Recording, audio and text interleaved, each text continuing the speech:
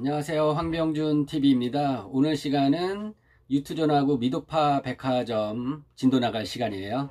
제일백화점이었다가 유투존으로 바뀌었다가 그 다음에 어떤 의류 매장으로 전체 이제 탈바꿈을 했죠. 거기에는 이제 제가 삼성프라자의 제 선배면서 우리 형 친구 우리 박 선배님이 연락을 해줘서 그쪽에 아쿠아팩 방수 케이스로 이제 입점을 하게 됐어요. 그 박 선배가 이제 저를 이제 부르더니 펜던트 제안서를 이제 보여주는 거예요. 그러니까 그 선배님의 취미가 여행을 다니면서 세계 각국의 동전들을 모으는 게 취미였었는데 이거를 갖다가 목걸이를 만든다는 거예요. 그 선배님의 고민은 뭐냐면 그 동전을 훼손시키지 않고 목걸이를 만들어야 된다는 거죠. 구멍을 뚫지 않고. 동전을 구멍 안 뚫고 목걸이 만드는 건 아주 간단해. 그러니까 어떻게 간단하냐고 묻더라고요. 그러니까 형 다이아몬드 목걸이를 만들 때 다이아몬드를 구멍을 뚫거나 뭐 훼손을 시키지 않잖아. 어떤 주물로 틀을 만들어서 그 위에다가 다이아몬드를 안착을 시키잖아. 그 뭐 에메랄드도 그렇고 루비도 그렇고 그렇게 다 안착시켜서 만든다고. 그렇게 해서 만들면 되지. 그러니까 너 천재구나 나한테 그러더라고요. 그러니까 그게 아니라 내가 회사 다닐 때 중부석 시장을 조사할 때가 있어가지고 그때 종로 귀금속 상가, 가공 공장, 미니골드, 액세서리 회사, 공방, 그러니까 여러 군데를 다 돌아다녀 가지고 이거를 아는 거지. 이렇게 안착시킨다는 거를. 야, 그럼 네가 그런 공장도 나한테 소개시킬 수 있냐고 그렇게 얘기하길래 형은 저기 삼성프라자 있으면서 너무나 바쁘잖아. 일찍 출근해서 그냥 정리까지 일하는데 이런 거 할 시간이 어딨어. 그냥 내가 다 알아봐 줄게. 생산 단가하고 제품 만드는 데 걸리는 시간 뭐 그런 거 알아봐 주면 되는 거잖아. 그러니까 그렇지 이렇게 얘기하더라고요. 그래서 제가 형한테 또 물어봤어요. 형 근데 궁금한 게 있는데 그 동전들을 어떻게 계속 공급을 받아? 소량으로 팔릴 때야 뭐 문제가 없겠지만 이게 빵 터졌다 그러면 뭐 몇천 개, 몇만 개가 팔릴 수도 있는데 그럼 동전을 어떻게 공급을 받냐고. 그러니까 뭐 세계 여러 곳에 있는 지인들이 동전을 어느 정도에서 그냥 보내줄 수 있다고. 근데 형 이 제안서를 보니까 한정판으로 나온 기념주화 그런 것도 있는데 이거는 희소성이 있어가지고 이 동전 자체가 굉장히 비쌀 텐데 이걸로 만들어서 과연 이익을 볼 수 있을까 그런 것도? 그리고 만약에 내가 볼 때는 이 희소성 있는 동전이 형이 3개밖에 없는데 만약에 이거 100개 주문 들어오면 어떡할 거야? 그러니까 형이 그래? 그리고 갸우뚱 하더라고요. 그래서 제가 그리고 내가 알기로는 대량으로 해외에서 동전을 뭐 이렇게 갖고 들어오거나 그리고 동전 가지고 뭘 상품을 만들거나 그리고 뭐 동전을 훼손하거나 그러면 무슨 법에 저촉되는 걸로 알고 있는데 우리나라도 그게 법적으로 문제가 없을까? 그랬어요. 근데 선배님은 그냥 그 제품이 자기 아이디어가 상품화가 되는 거를 보고 싶다는 거예요. 그래서 열심히 제가 도와드렸죠. 그래서 2달 만에 제품이 나왔고 그리고 판매도 이루어졌어요. 근데 이제 결론은 아이디어만 좋았다로 끝났어요. 제가 볼 때 실패 원인은 값싼 동전으로 목걸이를 만들었다고 해서 그거를 몇만 원 이렇게 주고 살 소비자는 별로 없었었고 그리고 그 동전 아이디어는 그 선배님의 그냥 추억이다. 해외에 가서 동전 하나 둘 모아서 상품 한번 만들었다는 추억이다. 이런 걸로 그냥 끝났죠. 근데 제가 어떤 아이디어 상품이 여러 가지 이제 문제가 있다는 걸 미리 자기가 분석을 많이 해봐야 돼요. 그리고 얼마나 팔릴 수 있는가 그것도 예측도 해봐야 되고 어떤 유통망에 뿌려야 될까 이런 거를 이제 생각을 많이 해봐야 되는 거죠.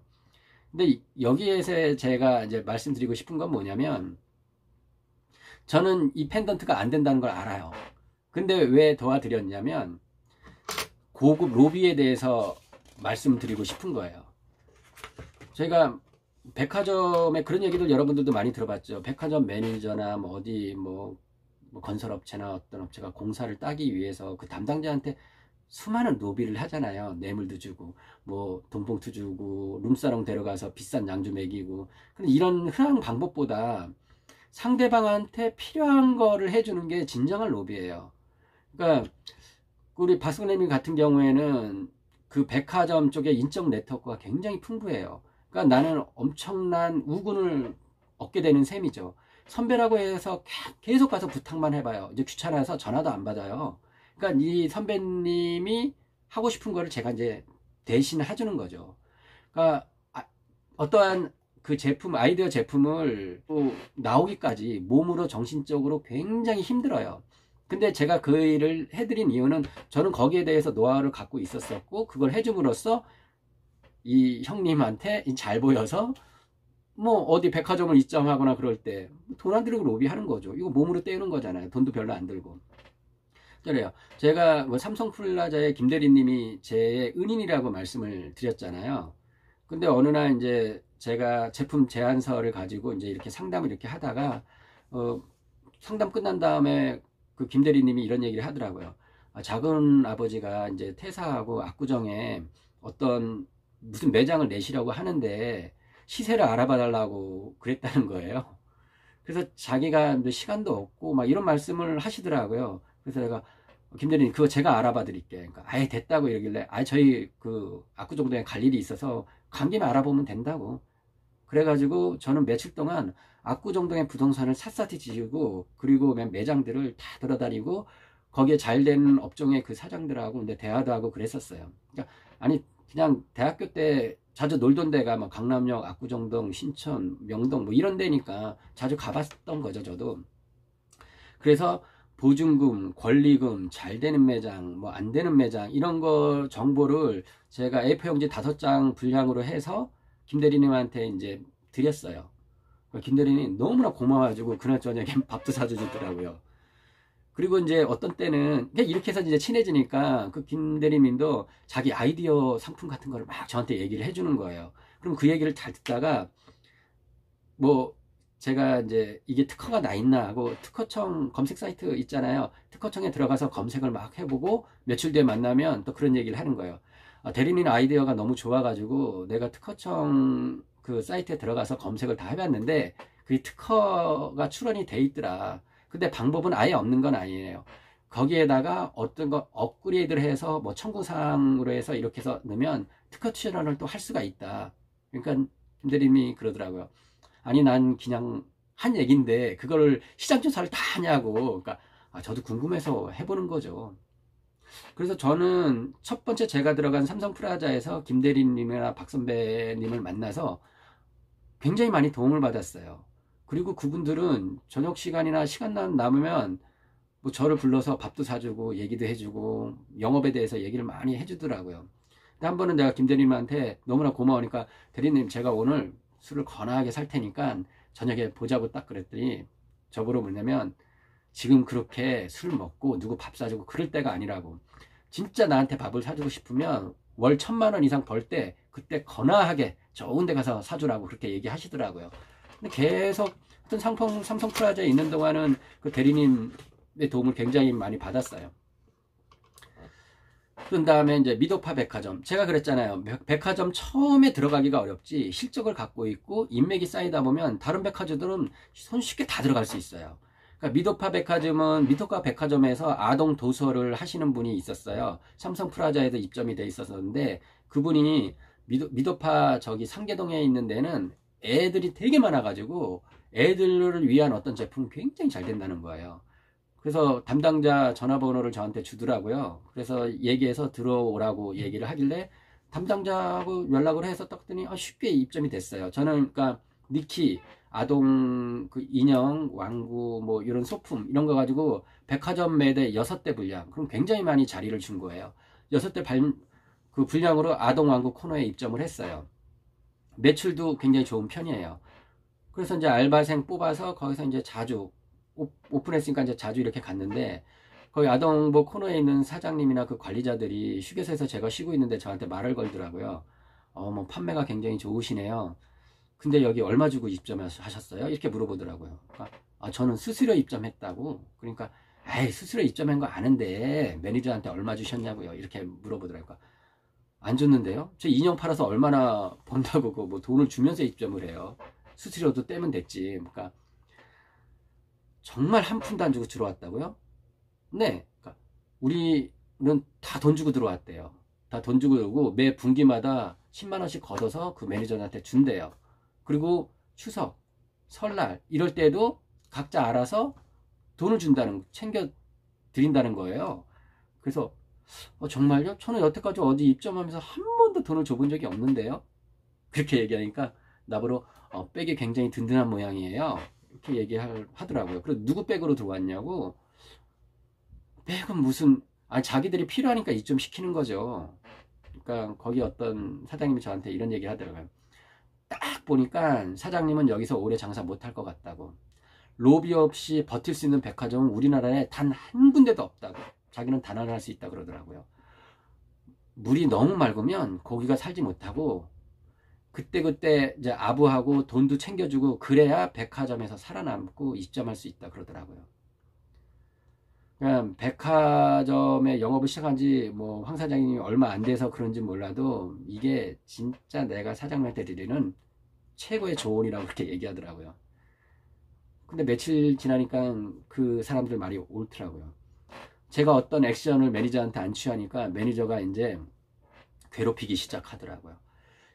제품이 뭐 가짓수가 없네, 디스플레이를 잘못했네, 더 갖다 놔라, 뭐 계속 뭐 3일마다 제품 진짜 이빨이 빵빵하게 채워놓고 그렇게 하고 이제 디스플레이도 자주 바꿨어요. 그리고 사람 오라가라 자꾸 막 이러고 그러는 거예요. 그러니까 제품 가지고 그렇게 갈고도 제가 눈치를 못 채고 로비를 안 하니까 그 다음에 알바생을 갈구기 시작하는 거예요. 알바생 뽑기가 힘들어요. 근데 알바생한테 뭐 머리가 길다, 손톱에 때 꼈다, 뭐 귀걸이를 왜 하냐, 막 왜 짝다리 짚고 서 있냐, 계속 알바생을 그러니까 그 알바생이 관둬요. 그 알바생이 관두면 저의 다른 업장에 있는 애를 내가 보내거나 아니면은 제가 대신 가서 근무를 해야 되잖아요. 너무 사람이 힘들게 하더라고요. 그래 놓고 이제 저도 이제 버텨야 되잖아요. 어떻게는. 그래서 에버랜드에서 강매로 나온 티켓 10장을 선물로 그냥 줬어요. 에이, 먹고 떨어져라 이런 식으로. 지금 그렇지 않지만 예전에 에버랜드에서 사장들 거의 입점한 사장한테 티켓을 감매를 했었어요. 그러니까 뭐 부장한테 뭐 몇백 장, 과장한테 몇백 장 이렇게 내려오면 그 부장님 어디 팔지도 못하잖아요. 그러면 업체들을 불러요. 그럼 어떤 업체들은 부장한테 20장, 과장한테 20장, 대리한테 20장, 주임한테 20장 이렇게 사주다 보면 뭐 100장이 훌쩍 넘어가요. 그러니까 저도 안 사줄 수는 없고 저도 뭐 10장씩 그렇게 사줬어요. 그렇게 사다 보니까 많이 이게 됐잖아요. 그거 맨날 내가 에버랜드 놀 수도 없는 거고. 그리고 주변에 이제 가족이나 친구들한테 팔잖아요. 수금이 안 돼요. 뭐 40, 50% DC 티켓으로 나와도 수금도 안 되고 막 그래요. 진짜 이제 이런 걸 판매한 게 괴롭더라고요. 그래서 이제 다른 사장들은 어떻게 처리했냐고 그러니까 야 그거 황 사장을 너무나 로비를 안 하는 것 같아. 한 몇백 장 사가 2, 300장 사가지고 안표상한테 팔아 넘기면 된대요. 한 20% 손해보고. 그래서 자기네들은 그렇게 해서 그냥 술 사 먹었다 생각하고 한 2, 30만 원 손해보고 몇백 장 사가지고 그렇게 넘겼다 그러더라고요. 그런가? 그런 방법도 있네. 딱 그랬어요. 저도 그래서 이제 어느 정도는 안표상한테 이제 넘겼죠. 손해를 보면서. 그러니까 그 에버랜드 가면 에버랜드를 지키는 그 S1들이 있잖아요. 그래서 물어봤어요. 안표상 단속하냐고. 그러니까 단속하죠. 그러니까 잡으면 어떻게 하냐 그러니까 이 안표 하시는 분들이 다 이 동네 주민들이라고. 경찰서에 넘기는 것도 한두 번이지. 딱 안표를 팔고 있다 그러면 잡은 다음에 저기 차에 태워서 산꼭대기에다가 올려서 내려놓고 온대요. 그러면 그 산에서 여기 내려오는데 한 2-3시간 걸리기 때문에 그날은 안표를 못 판다는 거죠. 그렇게 처리하는 게 가장 깔끔하다는 거예요. 근데 이제 이런 강매 티켓을 안 하면 되는데 꼭 이런 짓거리를 하는 윗대가리가 있어요.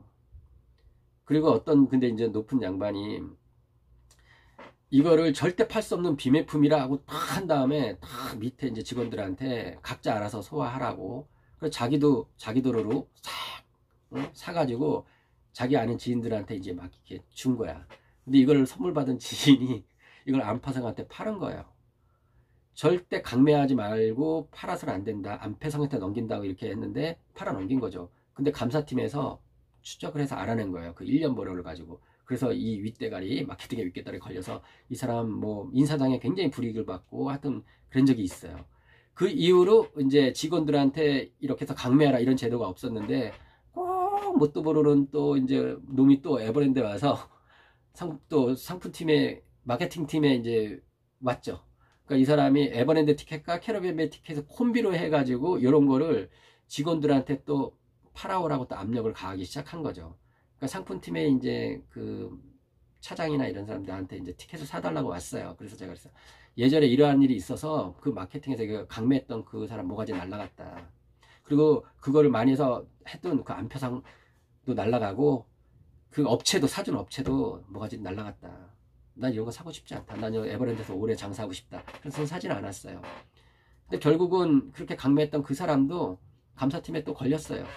그러니까 그때 당시에 보니까 그렇게 강매를 했던 직원도 잘리고 그거를 많이 이렇게 이 업체한테 팔았던 그 직원도 남아있는 사람 없었고 그리고 그걸 로비랍시고 그거를 몇백 장씩 산 업체들도 남아있는 업체가 없어요. 그러니까 오래 살아남으려면 그냥 진짜 깨끗하게 제품 개발하고 그리고 제품 영업력을 키워서 잘 팔고 그렇게 하는 게 한 사람이랑 끝까지 오래 남지 로비, 아부 이런 거를 진짜 10년 같이 해가지고 하는 사람들은 결국 사업이 오래 진행이 안 되더라고요. 그래서 다시 저 미드파 매니저한테 얘기가 넘어와서 그거를 내가 열정을 줬는데 저한테 그 미드파에서 이제 도서를 하는 그 사장님이 나보더니 짜증을 내는 거예요. 아니 왜 그 매니저한테 에버랜드 티켓 줘가지고 사람 곤란하게 만드냐고. 그러니까 왜요? 그러니까 그 매니저가 자기한테 에버랜드 티켓이 있으니 자기 가족 우리 가족 해가지고 에버랜드 놀러 가자 그랬대요. 그럼 뭐예요? 거기에서 먹는 거 뭐 하는 거 이 사장이 다 돈으로 쓴 거죠. 참, 난 그때 알았어요. 백화점에는 매니저들 중에는 양아치 같은 사람이 좀 있다는 걸 이제 알게 된 거죠. 그러니까 저는 얼마나 행운아예요. 삼성프라의 김대리님, 그리고 박선배, 뭐 이런 사람들 만나가지고, 굉장히 영업을 수월하게 이제 한 거죠. 근데 이제 미도파 백화점은, 에버랜드 티켓 10장 준 게 약발이 떨어졌는지, 다시 또 괴롭히기 시작하더라고요. 그래서 저는 그냥 퇴점했어요. 근데 설날이 다가오니까 연락이 왔더라고요. 한 여름가 행사 있는데, 인형 가지고 또 입점하라고. 그러니까 싫은데요. 그러니까, 아니 왜요? 매출이 굉장히 좋을 텐데. 뭐란지 아세요? 너 꼴 보기 싫어서 입점 안 한다고. 딱 그래 전화 끊었어요. 근데 1년인가 2년 뒤에 그 매니저한테 연락이 왔어요. 자기 이제 백화점, 미도파 백화점 관두고 보험하고 있다고. 보험 하나 들어달라고 그러더라고요. 그래서 제가 매니저님 세상이 참 묘하죠? 가까이 이렇게 바뀔 수가 있으니까. 그때 당시에 매니저님이 그렇게 양아치짓만 안 했어도 제가 제일 비싼 보험 들어드렸을 텐데 한 번 들어주지 않았어요. 참 낯짝도 두껍다는 생각을 했어요. 근데 저는 인생은 부메랑이라고 생각을 해요. 내가 한 대로 반드시 돌아온다고 생각을 해요. 그러니까 되도록 이런 말을 제가 명심해서 살아가려고 생각을 하고 있어요.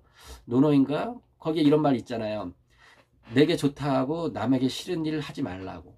그 이병철 회장도 이거를 그렇게 이제 적으면서 그거를 명심하면서 이제 사업을 했다고 그렇게 얘기를 하더라고요. 근데 그게 잘 안 되죠. 내가 싫은 거 남한테 시키고 싶고 뭐 그렇게 하는 게 뭐 세상이란 하지만 근데 저는 유투존이나 미도백화점은 쉽게 이제 들어가서 영업을 이제 그렇게 했는데 저희가 아직 백화점 영업의 어떤 수준이 그렇게 높지 않아 가지고 뭐 삼성 프라자 이후에는 손해를 많이 봤던 것 같아요. 그리고 로비도 잘 몰랐었고 그리고 로비하는 데는 별로 들어가고 싶지도 로비를 해야 되는 데는 들어가고 싶지도 않고요. 자, 다음 시간에는 이제 전주백화점하고 한신코아백화점을 또 제가 영업에 대해서 말씀드리도록 하겠습니다. 좋아요 꼭 눌러주시고 다음 시간에 또 뵙도록 하겠습니다. 감사합니다.